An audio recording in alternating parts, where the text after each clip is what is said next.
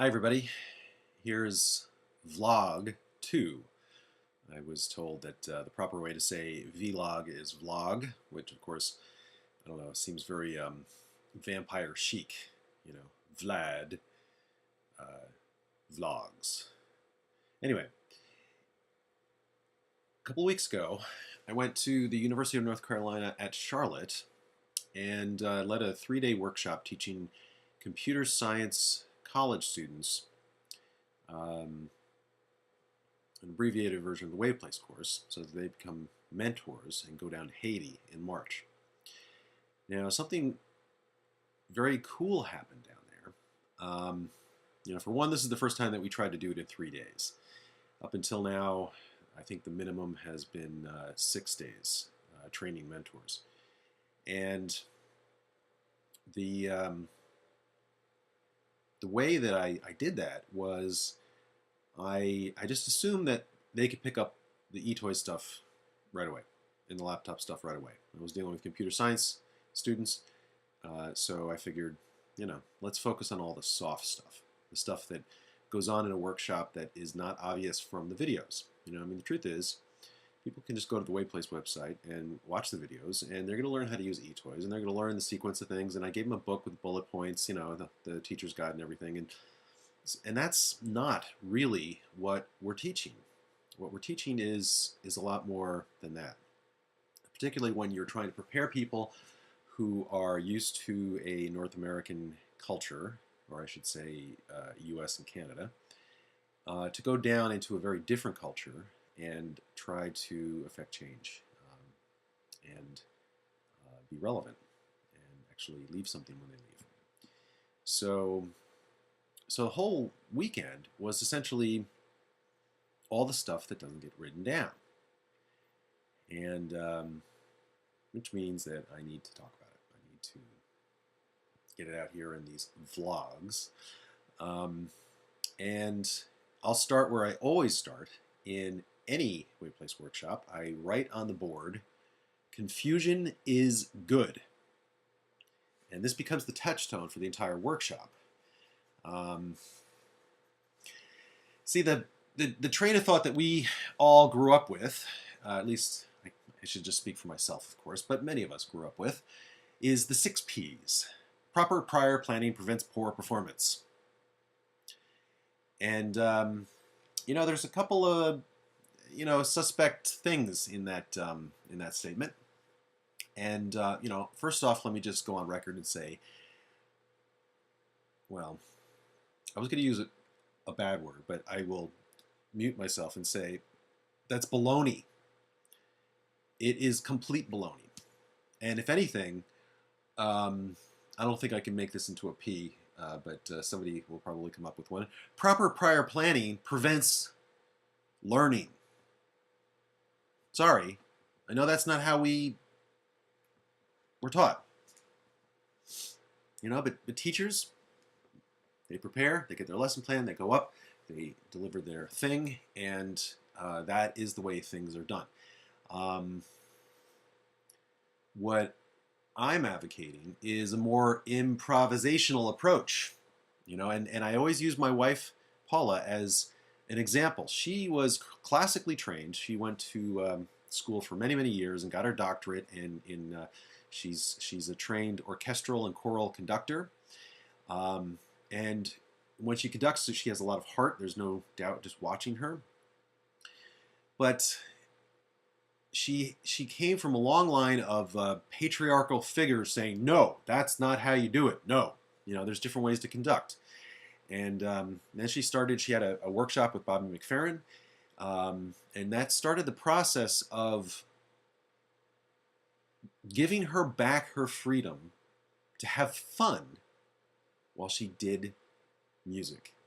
So now she can more or less sit down at the piano and just make stuff up. But before that, she couldn't. And this is exactly the difference in what Waveplace is trying to do versus what most school systems are saying. What I'm asking mentors, and I never use the word teacher, what I'm asking mentors to do is to go into a room full of kids and have some fun. to connect with the kids, to engage them, to um, to walk from child to child and make a personal connection that comes from where they are. So you get to know what the kids like, what they don't like. You know, you encourage them, the children, to make a little noise, to have a little fun. You know, I mean, the Maria Montessori's touchstone from her writings, something along the lines of, I know I have done my job as a teacher when I become unnecessary, when I have set up the environment for learning and learning is happening on its own. When she's sitting there and just watching all of the kids going, oh, wow, check it out. Hey, come here. You want to help me do this? Okay, that's cool. Let's do this. Great. You know, and this is what I see in a very good laptop class, is the kids helping the kids with the mentors walking around and nudging them from time to time. It doesn't always happen. The environment doesn't always click. It's kind of like having a good party, you know? You can either have a room full of stiffs that don't know what to do, or you can have a good party where everybody's getting along and having fun. And, you know, there's some chemistry, but a lot of times it comes down to setting the tone for the room. And so, you know, more than technical knowledge, more than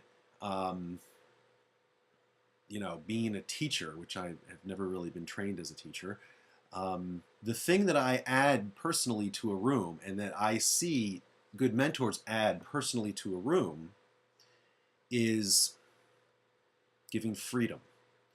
Being a goofball.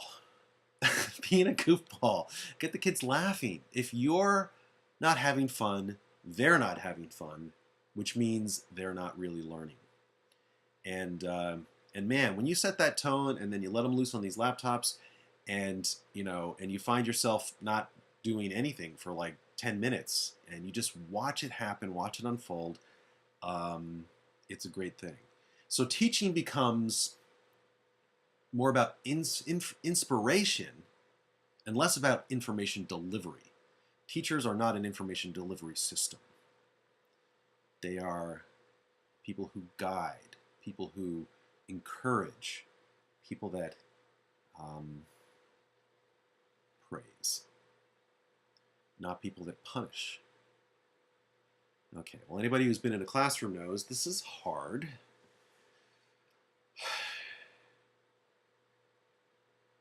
You know, I mean, my daughter, she's 6. You know, she's getting philosophical. And she says 2 things all the time now. I don't like being ignored, and I don't like being told what to do. And the more I say to her, because I said so, you know, settle down, or whatever, the less I'm connecting with her, the more I'm diminishing her, the more I'm putting out her spark. I mean, you know, when it comes right down to it, we don't think about it in these terms, but such behavior is a form of tyranny. That if we truly want to connect with children, if we want them to learn from their own foundation, from their own emotions, from their own spark, then we need to attract their attention, not demand it. And doing this is, you know, they called it in the Nicaragua pilot, the teachers there called it teaching with love in Spanish. And I think ultimately that is what makes a great teacher. More than any other facility, certainly more than planning. Teaching with love prevents not just poor performance, but a child's light who goes out and never comes back, you know, who goes looking for other people to guide them, you know, as they become teenagers and so forth.